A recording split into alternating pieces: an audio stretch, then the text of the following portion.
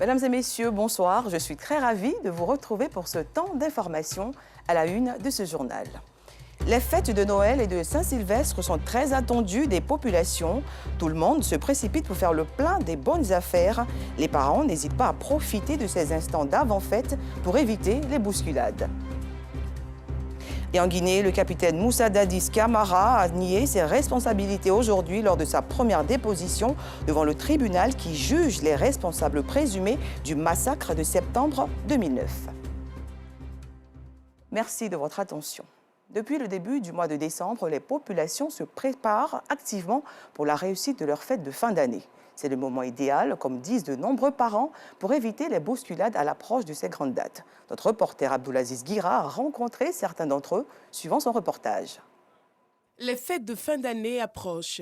Dans la ville d'Abidjan, l'heure est aux préparatifs. Dans cette grande surface, les rayons sont bondés de jouets, de quoi donner beaucoup d'idées aux parents. Certains préfèrent s'y prendre tôt pour l'achat des cadeaux de leurs enfants. Je suis là, il y a moins de monde, donc j'ai le temps de bien regarder, bien me renseigner et puis prendre ce que je veux en fait. On ne peut pas les fêtes de Noël, parce que Noël c'est vraiment pour les enfants et tout. C'est la fin de l'année, c'est les fêtes et là je recherche un petit cadeau pour ma nièce. Ça se passe très bien, je regarde un peu partout, dans tous les magasins. Les fêtes c'est quelque chose de très important pour moi, donc j'essaie de trouver des trucs intéressants pour faire ma déco de Noël et voilà.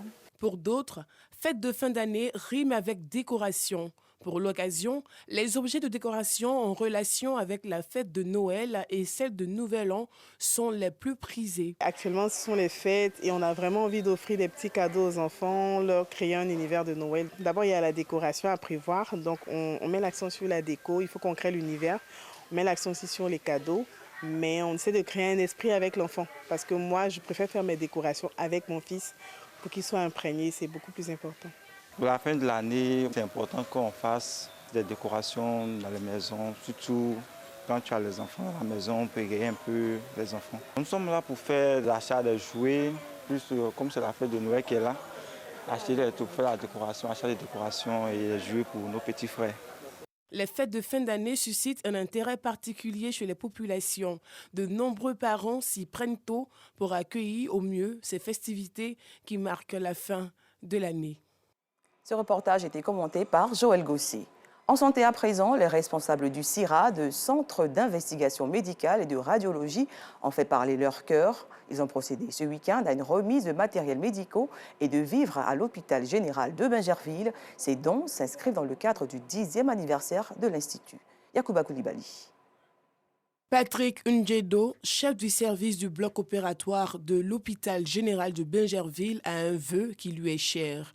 Celui de combler les besoins en matériel de soins d'anesthésistes. C'est surtout du matériel pour la ventilation au bloc opératoire, c'est ce qui est très important. Des lambus, laryngoscope, pinces de Magil, des matelas chauffants parce qu'on fait beaucoup de pédiatrie ici. Il y a un besoin, on acquiert le matériel petit à petit. Comme Patrick, Sandrich, technicienne supérieure biomédicale dans le même établissement sanitaire, évoque le manque d'oxygène aux urgences. Pour l'hospitalisation en pédiatrie, par exemple, on n'avait pas d'oxygène. On avait déjà les concentrateurs d'oxygène qui commençaient à être défaillants.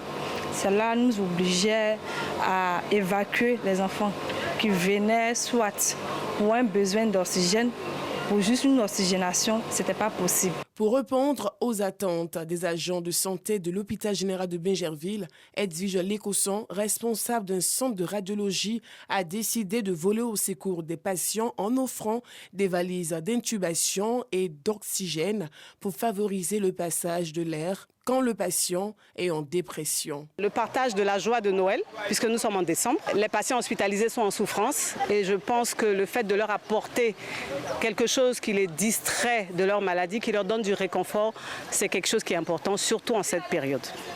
Ensuite, un petit don à l'hôpital général où j'ai exercé pendant un certain nombre d'années. Je sais que ce n'est pas toujours évident dans le public. L'État fait tout ce qu'il faut, mais c'est toujours utile que dans le secteur privé, ceux qui peuvent apporter une petite aide le fassent. Le passage de la donatrice a également été marqué par des dons en vivres aux patients hospitalisés. Un élan de solidarité qui ne laisse pas les bénéficiaires indifférents. Je dis merci aux donateurs d'avoir pensé à nous. Je suis content pour les cadeaux là. Merci beaucoup. Un geste de solidarité salué par les responsables de l'hôpital général de Bingerville. Nous disons merci. Elle a donné des vivres et des non-vivres. Elle a donné du matériel médical. Elle a donné un élément très important. Le service de pédiatrie n'est pas connecté au circuit général d'oxygène. Donc elle en a profité aussi pour donner un circuit d'oxygène au service de pédiatrie. Je courais avec des enfants de la pédiatrie en médecine. Vous voyez un peu la distance. Et aujourd'hui, elle vient de nous donner une bonbonne d'oxygène. Nous sommes très contents. Edwige Lécosson a exercé pendant 10 ans à l'hôpital général de Bingerville avant d'intégrer un établissement sanitaire privé. Toujours en santé, le Centre national de prévention et de traitement de l'insuffisance rénale vient de recevoir des appareils de dialyse, un don de la Fondation Kalou pour sauver des vies. Plus d'informations avec Bintou Pekele. 5 appareils de dialyse, c'est le don fait au Centre national de prévention et de traitement de l'insuffisance rénale situé au CHU de Cocody. Ce don de la Fondation Kalou et d'une université de la Place vise à soutenir des personnes souffrant d'insuffisance rénale. Cette action de portée sociale révèle un grand enjeu au regard de l'emploi de cette maladie. Ça fait 12 ans qu'on existe, ça fait 12 ans que nous sommes dans la dialyse, avec les insuffisants rénaux et les praticiens. Et nous en parlons depuis, mais vu l'urgence à chaque fois, on se consacrait à chercher les moyens pour la dialyse.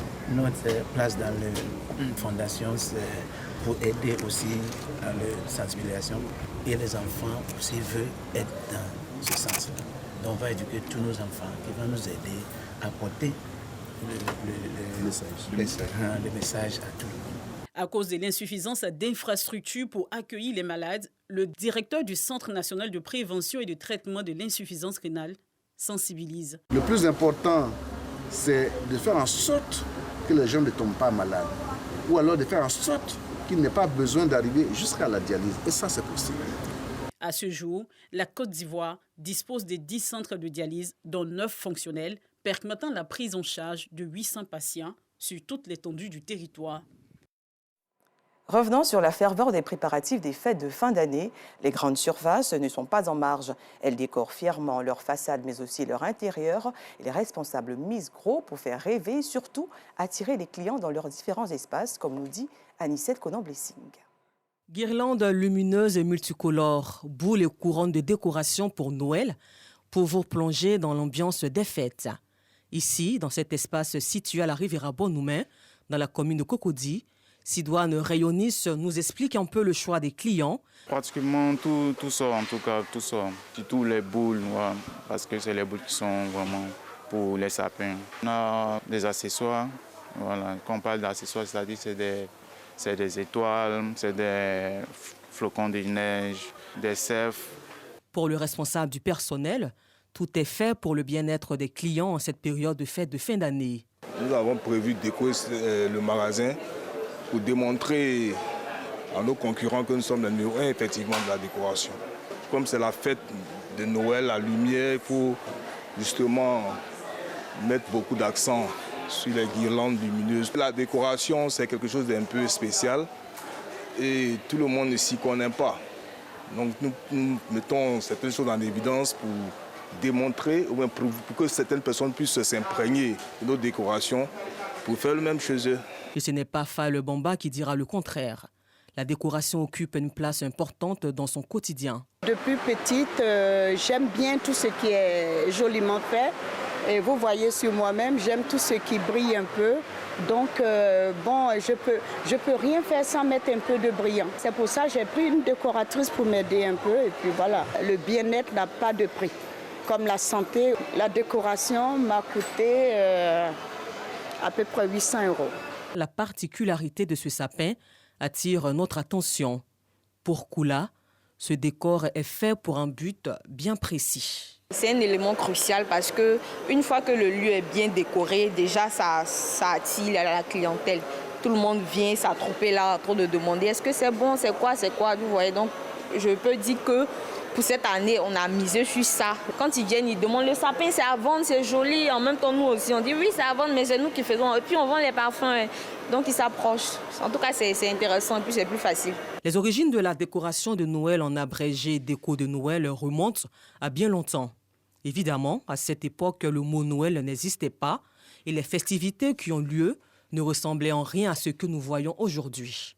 Décorer ou ne pas décorer son environnement immédiat, la question a été posée aux populations. Ça me plaît beaucoup parce que quand il y a décoration au niveau de ce marché, ça attire beaucoup de clientèles qui viennent acheter des cadeaux pour les enfants et aussi aux invités qui viennent à la maison aussi. En tout cas, c'est très bon, c'est très joli à voir. Je trouve ça génial, je trouve ça intéressant, c'est beau à voir, c'est joli. Quelque part, c'est une bonne chose parce que ça embellit plus ou moins la ville. Mais vu le coût élevé de ces prestations, je pense que pour un État en développement comme le nôtre, c'est inutile. Embellir son espace pour les fêtes de fin d'année est une coutume pour beaucoup d'Ivoiriens. Des Ivoiriens qui n'entendent pas déroger à la règle, en tout cas pour ceux qui en ont les moyens, tant les décoratifs sont attrayants.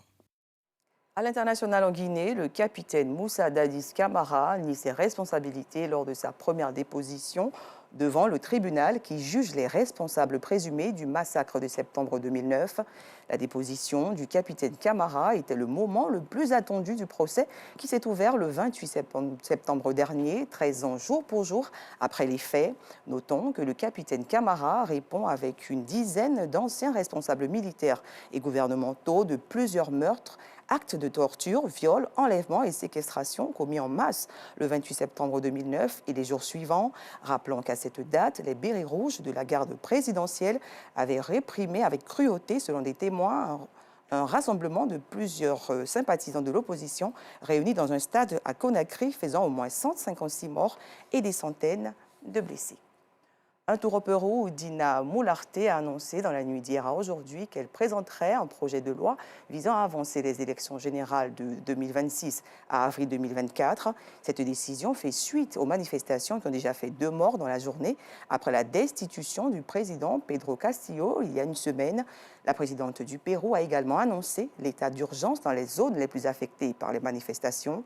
Par ailleurs, une grève générale est annoncée pour jeudi prochain de la part de syndicats, de professeurs, chauffeurs et paysans. Rappelons qu'à Lima, la capitale, des milliers de partisans de Pedro Castillo ont manifesté avant d'être dispersés à coups de gaz lacrymogène. Ils se trouvaient devant le Congrès où d'ailleurs 2 députés pro et anti-Castillo se sont battus à coups de poing. Il est avec nous, comme tous les lundis, pour défendre les intérêts du service sport de la RTI. Lui, c'est Salif Ouattara.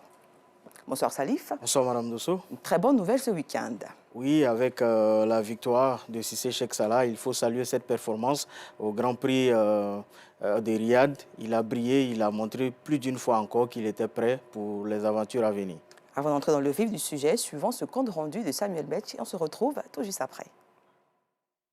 Au taekwondo, le Grand Prix de Riyad a souri au taekwondoïste ivoirien Cissé Cheikh Salah Junior, tombeur du Mexicain Sansores Carlos en finale de sa catégorie plus de 80 kg. Un KO qui prouve que le champion olympique est de retour avec en ligne de mire les JO Paris 2024. Au football, l'ASEC connaît désormais sa poule pour la Coupe CAF. Au cours de la cérémonie de tirage au sort qui s'est tenue ce lundi, le club jaune et noir s'est vu loger dans la poule B en compagnie des Diables Rouges du Congo, des Rivers United du Nigeria et du Motema Pembe de la RD Congo. Les phases de poule débuteront en février 2023. Unique représentant ivoirien, l'ASEC pourrait se frayer un chemin en franchissant le cap des phases de poule. À Doha, son Altesse, le prince Ali Al Thani, président fondateur de la KII Bank, Qatar International Islamic Bank, a reçu le président du COCAN et sa délégation afin de les encourager et échanger sur les liens forts entre les 2 pays. La délégation a été reçue dans le désert qatari par Ahmad bin Ali Al Attiyah, ancien ministre de la Défense et actuel conseiller spécial en charge des affaires de défense de Sa Majesté l'émir du Qatar. À l'invitation du président du COCAN, M. Ahmad bin Ali Al Attiyah a accepté et assuré de sa présence en Côte d'Ivoire pour la prochaine Coupe d'Afrique en janvier 2024. Alors Salif, comment jugez-vous la saison de notre champion? Une saison plutôt satisfaisante, je dirais, parce qu'il a commencé le début de saison avec une médaille d'or. Il finit à Riyad ici avec une autre médaille d'or. C'est vrai qu'en milieu de saison, il y a eu quelques difficultés. Je le comprends parce qu'il y a les différents déplacements à effectuer, les voyages de capitale en capitale. Et puis ensuite, le soutien psychologique qui souvent ne vient pas assez tôt. Sûrement que ça a été difficile à ce moment. Mais tout de même, il a ramené à cette période-là des médailles d'argent et de bronze. C'est donc une saison plutôt satisfaisante pour Cissé Cheikh. Alors, a-t-il des chances pour ces JO de Paris? Oui, il a des chances. Quand on sort du dur au JO de Tokyo avec une saison plutôt moyenne. Une saison moyenne déclassifié dès le début de la compétition. C'est vrai que beaucoup de gens ont pensé qu'il allait garder le moral bas, mais tout de suite, il a montré qu'il pouvait récupérer, travailler psychologiquement, revenir à la compétition. C'est cela que tout le monde salue en voyant les performances de Cissé Cheikh Salah Junior. Il a oublié le passé, il est devant, désormais c'est un concurrent. Je pense que c'est le message qu'il veut faire passer. Attention, ses adversaires le suivent. Alors, il a tous nos encouragements et surtout félicitations à notre champion. Alors, parlons football à présent, Salif. La SEC Mimosa logée dans la poule B de la Coupe de la Confédération depuis cet après-midi. Alors, cette poule est-elle accessible?